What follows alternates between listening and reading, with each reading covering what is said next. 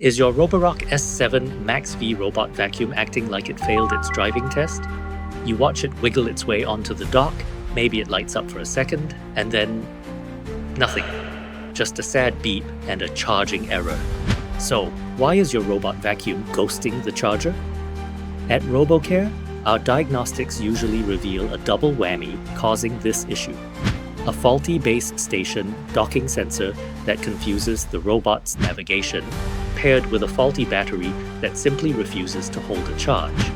Ignoring this turns your smart vacuum into a very expensive paperweight. Worse yet, those constant failed docking attempts grind down your drive motors and can permanently damage the charging contacts. But don't panic. You don't need a new robot, you just need a robot vacuum doctor. RoboCare has the specific parts and expertise to solve this. As specialists in robot vacuum repair, we don't just guess, we know the Roborock architecture inside and out. Our technicians utilize advanced diagnostic tools to test voltage irregularities and sensor communication. For this specific issue, we've pinpointed a dual failure: a faulty base station docking sensor combined with a faulty battery.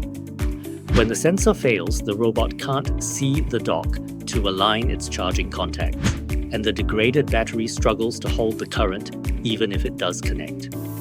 At RoboCare, we surgically replace both the sensor and the battery with genuine components to restore that perfect electrical handshake. But don't just take our word for it. Let's put this machine to the test. Look at the difference. It locks onto the dock instantly. No wiggling, no errors. Just a full charge and peak cleaning performance. It's practically brand new again. Don't let a dead battery stop the clean. Visit our website or call us today for your robot vacuum repair. We handle the mess so you don't have to.